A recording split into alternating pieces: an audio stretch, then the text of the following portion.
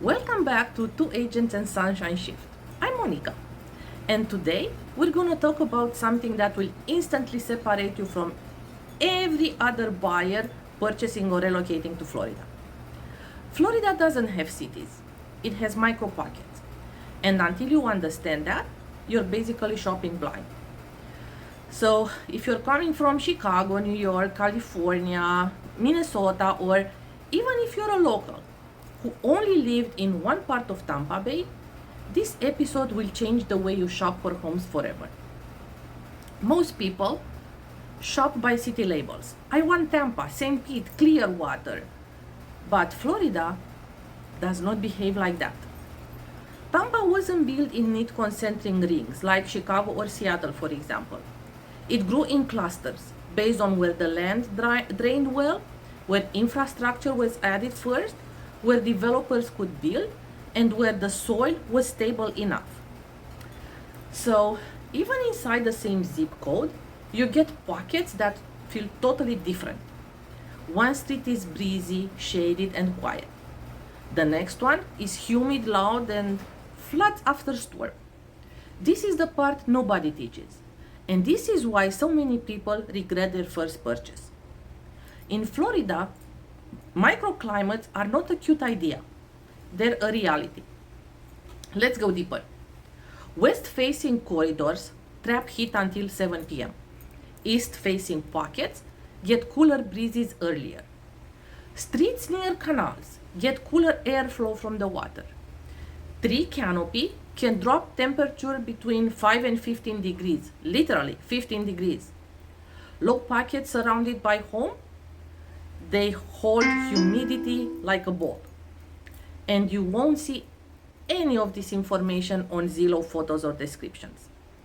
Let me give you an example from Palm River, where I live. Parts of my neighborhood stay naturally breezy in the evening because the wind funnels between two open corridors. 4 streets down, nothing.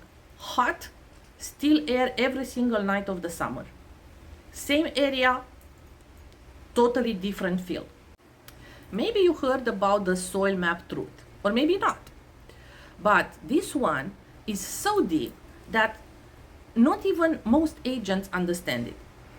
Florida is built on layers of mucky soil, sandy soil, old citrus grove soils, elevated ridge soil, and reclaimed wetlands. Different soil, different drainage. Different drainage, different insurance risk. Different insurance risk, different long-term comfort and costs. Let's get deeper into it. For example, in Palm River, older pockets were built on shale-based land, amazing drainage. Newer pockets were built on reclaimed wetlands, soft soil, slower drainage, more humidity. In Seminole Heights, elevation can change by 2 feet from one street to the next. And when the storms come through, you see the difference in real time. Clearwater, for example, some pockets were old citrus groves. That soil is compacted and stable. A few streets away, former marshland, soft soil, settling, moisture issue. This is what defines micro pockets in Florida, not the city boundaries. You see a big neighborhood online and think, oh my God, it's all the same, it looks amazing. Nope, not even close. Developers build in phases, and each phase has different grading, soil prep, tree maturity, street width, drainage system, and construction quality. Older phases, you have wider streets, better airflow, mature trees, and more stable soil. Newer phases of construction, tighter lot lines, hotter microclimates, noisier because everything is so closer together, and younger landscaping. This is why sometimes a 1999 home is more comfortable to live in than a 2024 or 2025 house, because it's sitting in a better pocket. Every micro pocket has invisible infrastructure risk you only feel when you live there. Cool drop-off traffic, weekend beach traffic, boating patterns, fire station and ambulances routes, construction trucks, park activity, airport runaway. I mean, it's so wild you won't believe it. For example, part of West Chase are perfectly quiet until the school lets out. Parts of Clearwater are peaceful unless it's Sunday morning or Saturday and all the boaters are heading to the ramps. Parts of St. Pete look amazing online until you find out they're on a fire route and hear sirens 3 times a day. That's the micro pocket reality you need to learn to live in Florida. Here's something wild.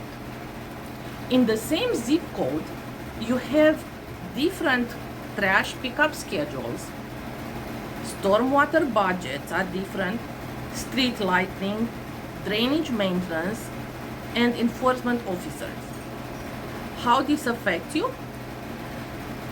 It affects you because it shows how clean a street stays, how fast flooding gets cleared, how safe a pocket feels, and it impacts the long property value and the HOA behavior because you have HOAs here.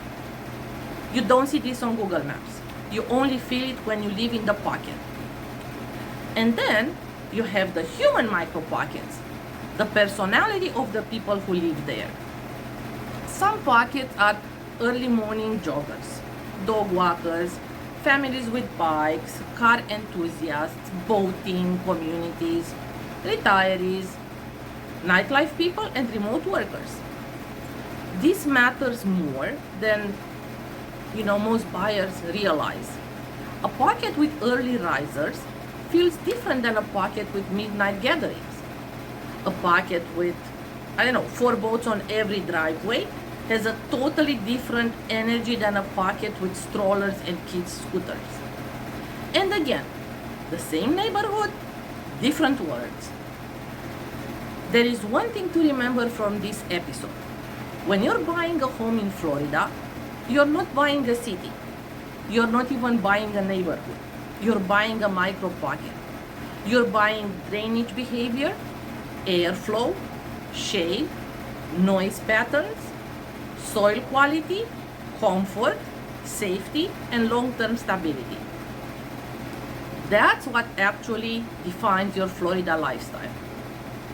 If you're relocating, or even if you're a local moving to a new part of Florida, comment below or DM me your top 3 neighborhoods and I'll tell you exactly which micro pockets inside those areas match your lifestyle.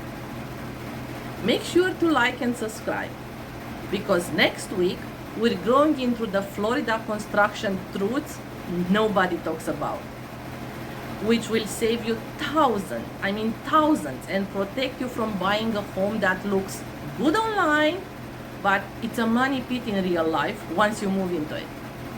See you next week.